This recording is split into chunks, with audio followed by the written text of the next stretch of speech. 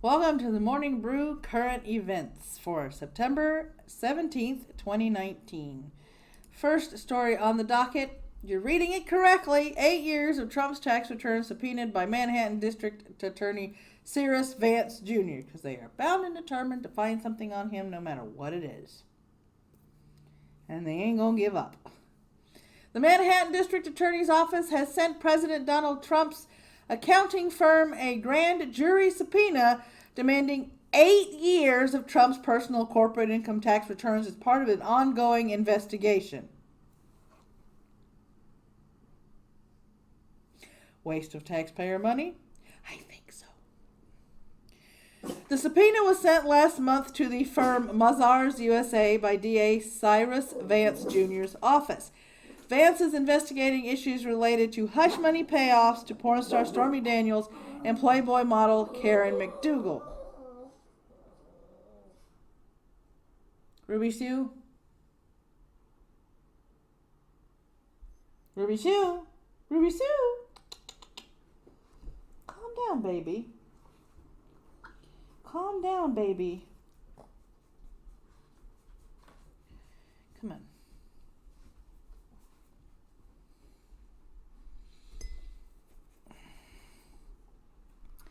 Vance is probing whether the Trump administration falsified business records related to payoffs. It is not clear if the DNA has obtained... It is not clear. I am so illiterate. It is not clear if the DA has obtained any of the tax returns he is seeking from Mazars or whether Vance is now investigating issues beyond the hush money payments. Trump has refused to publicly release his tax returns despite a long-standing practice by past presidents who did so. Well, it's not mandatory. Mazars USA, in an emailed statement, said Mazars USA will respect the legal process and fully comply with its legal obligations. We believe strongly in the ethical and professional rules and regulations that govern our industry, our work, and our client interactions. As a matter of firm policy and professional rules, we do not comment on the work we conduct for our clients, the firm said. Jay Sekulow, a lawyer for Trump, did not immediately respond.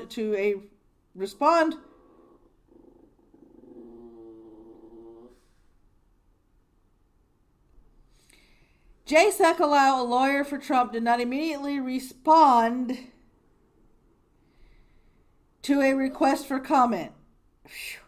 Danny Frost, a spokesman for Vance, declined to comment. This is screwed up here. Morning, ghost dog. I have an overactive barking poochie this morning.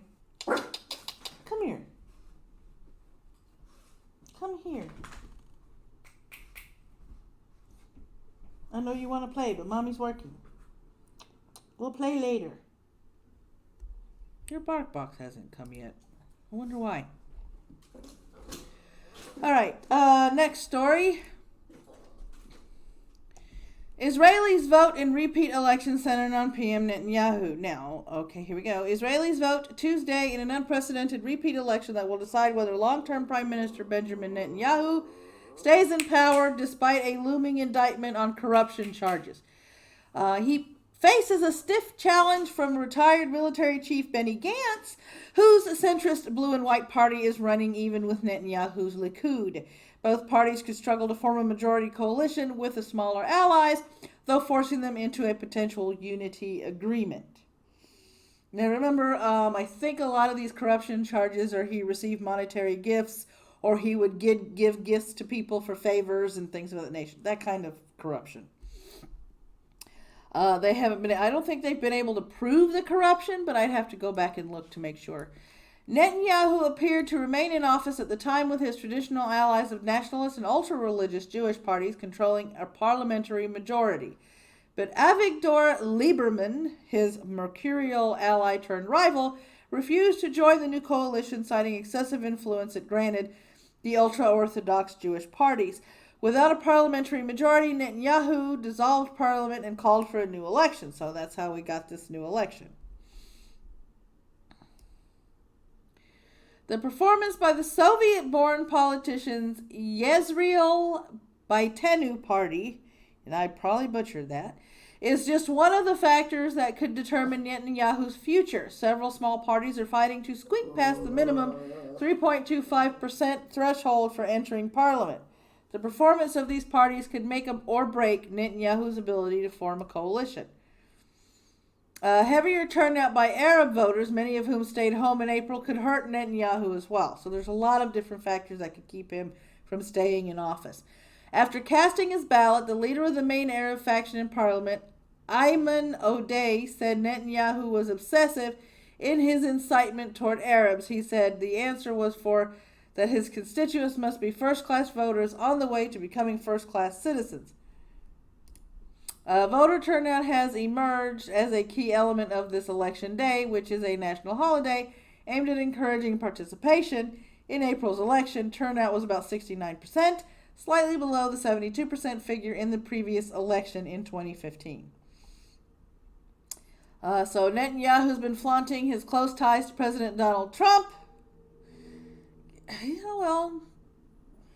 And the prospect of a defense pact between their countries shortly after the election as part of his frantic push to get out the vote and dictate the election's agenda on his terms. Trump chimed in his prediction, which he really shouldn't have, telling reporters at the White House on Monday that it will be a very interesting outcome. It's gonna be close. Yeah. That's when the real jockeying may get underway. In other words, they're really jockeying for as many votes as possible, because apparently you need a stable coalition. I don't exactly know how the government works over there. So I'm just, these kind of stories, I just kind of read off the cuff like this because I don't know how the Israeli parliament and government runs or works. So I don't like assuming things that I don't know. President Reuven Rivlin is responsible for choosing a candidate for prime minister. He's supposed to select a leader who he believes has the best chance of putting together a stable coalition. In an overnight video, Rivlin said he would do everything in his power to get an elected government in Israel as soon as possible to avoid another election campaign. They've got a mess going on over there. Iran's supreme leader, no talks with U.S. at any level. Who wasn't surprised? By now, if you're surprised that this was going to be the answer, you haven't been keeping up with stuff, in my opinion anyway. Iran's supreme leader announced on Tuesday that there will be no talks with the U.S. at any level. Remarks apparently meant to end all speculation about a possible U.S.-Iran meeting between two countries' presidents in the UN later this month. Remember that meeting? Yeah. Remember that meeting that was supposed to be orchestrated by Macron and, between Iran and US? I think they're referring to that one.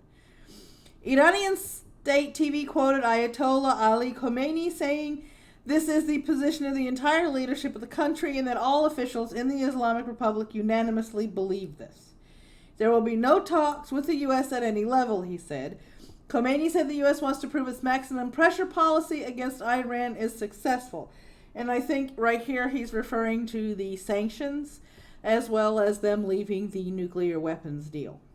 For those of you that need a little bit of a refresher, he considers all the economic sanctions that the U.S. have put on Iran as economic warfare.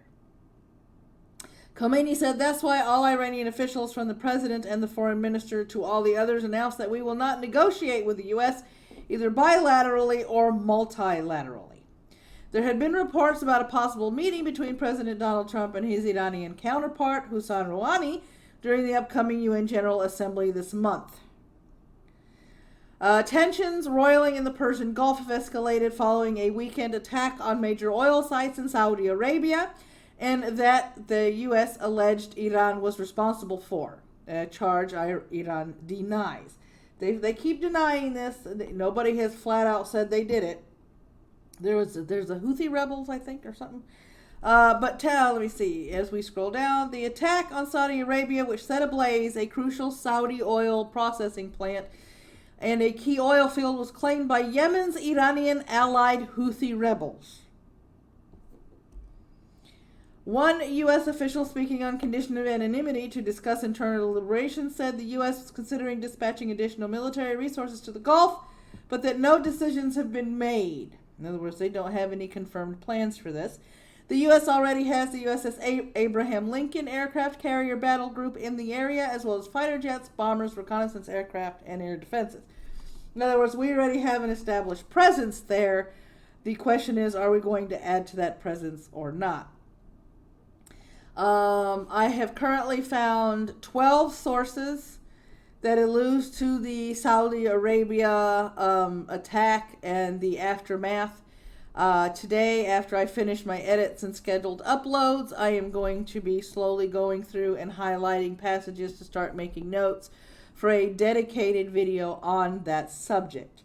You guys who know me know that I get as much information as possible for these really, really big stories because I don't want to miss a beat and I don't want to miss an iota of information. So I am aiming for either Saturday or Sunday to finalize the script and upload the dedicated video. So be on the lookout for that. Some CBD vapes contain street drug instead of real thing. This was bound to happen. I mean, I hate to sound it as a matter of fact, but stuff like this is bound to happen. People always find workarounds. Jay Jenkins said he hesitated when a buddy suggested they vape CBD. The vapor that Jenkins inhaled didn't relax him. After 2 puffs, he ended up in a coma. That's because what he was vaping didn't have any CBD. Some operators are cashing in on the CBD craze by substituting cheap and illegal synthetic marijuana, as I like to call it, synthijuana, for natural CBD in vapes and edibles such as gummy bears. The practice has sent dozens of people like Jenkins to emergency rooms over the last 2 years. Yet people behind spiked products have operated with impunity because they're doing it behind the scenes. In part because the business has boomed so fast that regulators haven't caught up, while drug enforcement agents have higher priorities. Well, yeah, cocaine, fentanyl, crack, meth, you know. AP commissioned laboratory testing of the vape oil Jenkins used, plus 29 other vape products sold as CBD around the country, with a focus on brands that authorities or users flagged as suspect. 10 of the 30 contain types of synthijuana, as I like to call it, drugs commonly known as K2 or spice that have no known medical benefits, while others had no CBD at all. In terms of K2 or spice, they used to sell these things in aluminum packages in convenience stores. One convenience store I used to work at carried these things. There was many, many years ago, I would say over 10 years ago. It's 2019 now, 2010, 2011, 2012. We're talking, so 2010 to 2012. People were smoking synthijuana or synthetic marijuana. They were getting sick. Some people were dying.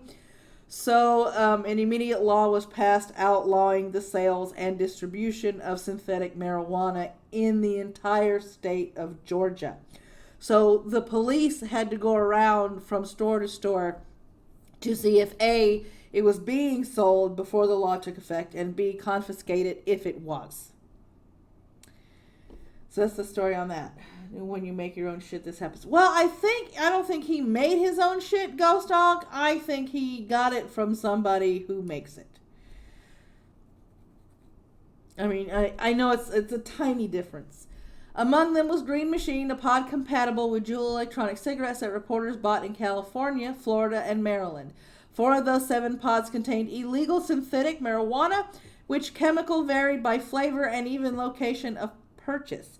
Vaping in general has come under increased scrutiny in recent weeks because hundreds of users have developed mysterious lung illnesses and several have died. Yep, there have been deaths from this.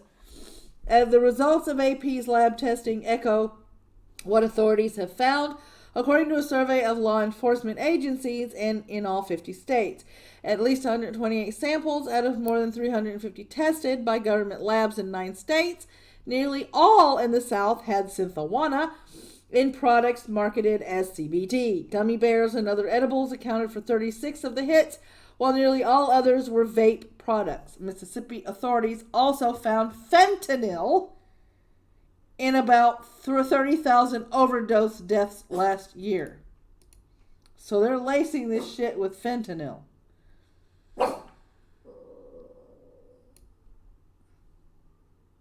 You done? CBD, short for cannabidiol, is one of many chemicals found in cannabis, a plant known more commonly as marijuana. Most CBD is made from hemp, a cannabis variety cultivated for fiber or other uses. Unlike its more famous cousin THC, cannabidiol doesn't get users high. The U.S. Food and Drug Administration has approved one CBD-based medicine for treating seizures associated with two rare and severe forms of epilepsy, but says it cannot be added to food, drinks, or dietary supplements. Now there are CBD candies and beverages, lotions and creams, and even treats for pets. And I don't recommend you giving your pet CBD, but whatever. But it's hard for consumers to know how much CBD they are really getting, if any at all. As with many products, federal and state regulators rarely test what's inside. For the most part, quality control is left to manufacturers. And there's one financial incentive to cut corners. One website advertises Synthowana for as little as $25 per pound. The same amount of natural CBD costs hundreds or even thousands of dollars. Ghost dog yet? Yes, most die when they try to make their own shit. It's like making bad moonshine. Yeah, it's exactly like making bad alcohol. One firefighter is dead and 6 colleagues were injured in a building explosion in Maine. You heard that correctly. Police Chief Jack Peck said firefighters went to check out gas smell just after 8 a.m. at the LEAP facility, which had recently been renovated and expanded. LEAP, Life Enrichment Advancing People, is a group that provides services for people with intellectual and developmental disabilities, according to its website. When first responders arrived and began investigating the scene, that's when the building went up. Or went kaboom. Earth shattering kaboom. 6 other firefighters and a LEAP employee were injured. Police said 5 of the firefighters had serious injuries. LEAP said on Facebook that a maintenance person was injured in the blast. Peck called it an unfortunate, tragic accident and said an early investigation showed the explosion may have been caused by a propane or natural gas leak. Police said the LEAP building was destroyed and multiple homes in the area were damaged. Photos from the scene show a building in ruins. Rubble, papers, and what appeared to be insulation covered the street and areas around the explosion site. Firefighters and the Bureau of Alcohol, Tobacco, Firearms, and Explosives will work to pinpoint the source of the explosion, state police said. It's always tragic when people die and get seriously injured from stuff like this. And the final thing. Yes, you're reading the headline correctly. And for those of you out there that like to listen to this, I'm about to read the headline. I hope you're sitting down because you're about to have an eye roll or facepalm moment. House Judiciary Committee to hold first impeachment hearing. I'm going to read it. I didn't highlight it, but I'm going to read it. As they investigate President Donald Trump, Democrats on the House Judiciary Committee will hold their first official hearing in what they are calling an impeachment investigation. For what? Corey Lewandowski, Trump's outspoken former campaign manager, is scheduled to appear Tuesday to discuss the report by former special counsel Robert Mueller, or Mueller. I told you you'd facepalm, Neil. But it's unlikely that Democrats will get much new information. A devoted friend and supporter of the Republican president, Lewandowski isn't expected to elaborate much beyond what he told Mueller's investigators last year. Mueller himself testified this summer with no bombshells. 2 other witnesses who were subpoenaed alongside Lewandowski, former White House aides Rick Dearborn and Rob Porter, won't show up at all on orders from the White House. The hearing underscores what has been a central dilemma for House Democrats all year.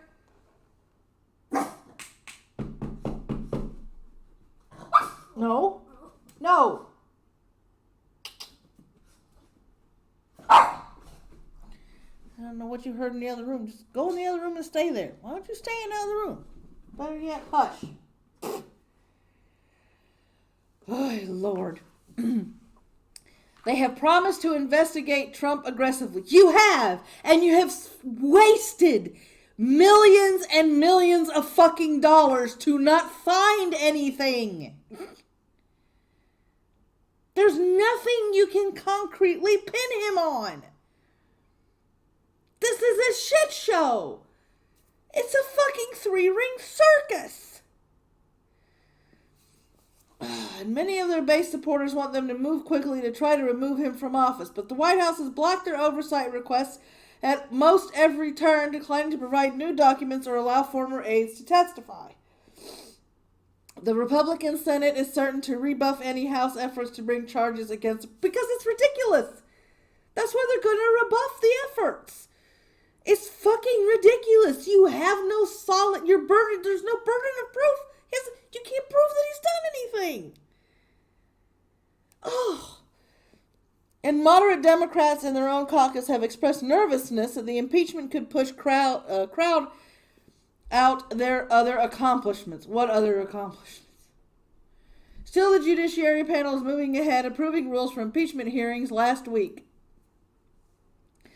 Among these guidelines is allowing staff to question witnesses, as will happen for the first time with Lewandowski.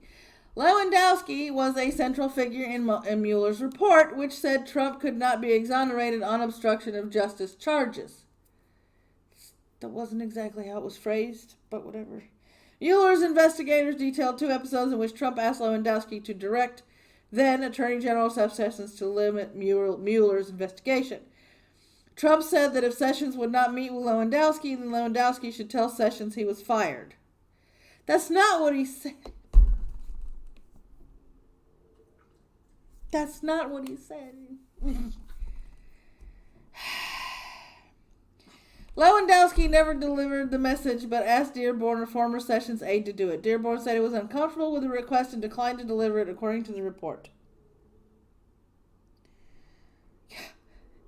Porter, a former staff secretary in the White House, took frequent notes during his time that were detailed throughout the report. He resigned last year after public allegations of domestic violence by his 2 ex-wives.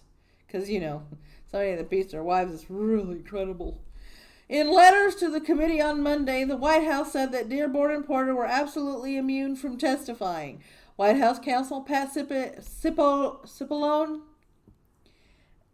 wrote that Cipollone, or something like that, wrote that the Justice Department had advised and Trump had directed them not to attend because of the constitutional immunity that protects senior advisors to the president from compelled congressional testimony. In a separate letter, Cipollone said that Lewandowski, who never worked in the White House, should not reveal private conversations with Trump beyond what is in Mueller's report. He never worked in the White House. God, this is just a shit show and a half.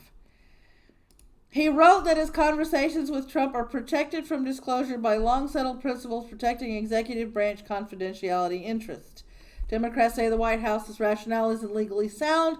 In a statement, House Judiciary Committee Chairman Gerald Nadler, hi Nadler, said the White House position is a shocking and dangerous assertion of executive privilege and absolute immunity. He added the president would have us believe that he can willfully engage in criminal activity. What criminal activity?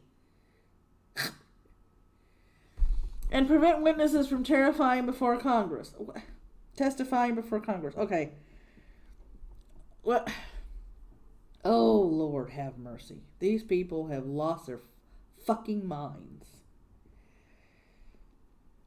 So you're saying, him saying that the witnesses don't have to testify before Congress is he willfully engaging. Well, I mean, it could be seen as obstruction of justice. It could be seen as tampering with witnesses, stuff of that nature. Being objective, it could be seen as such. The problem is we need to fully realize what exactly executive privilege is, how it can be exercised, and if immunity can be extended. Those are the 3 things that we need to look into before we can go off half-cocked and accuse him of obstruction of justice.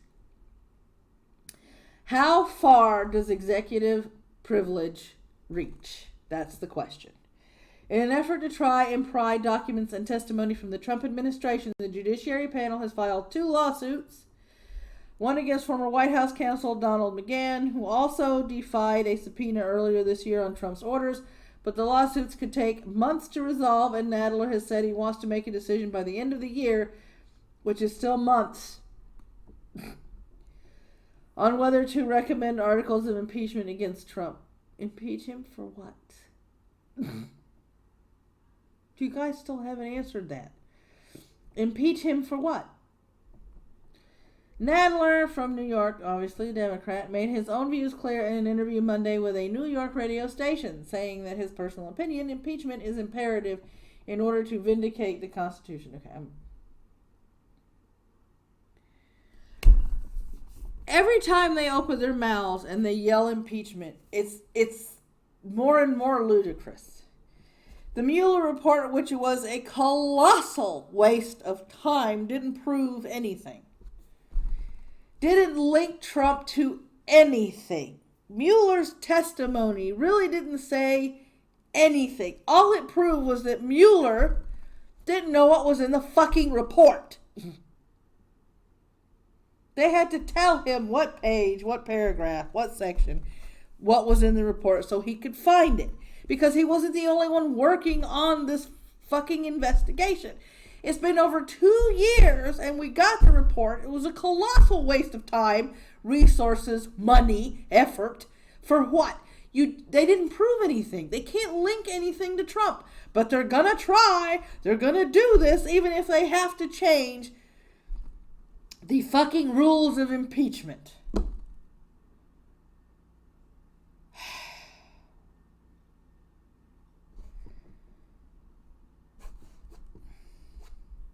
It's a shit show. This is just...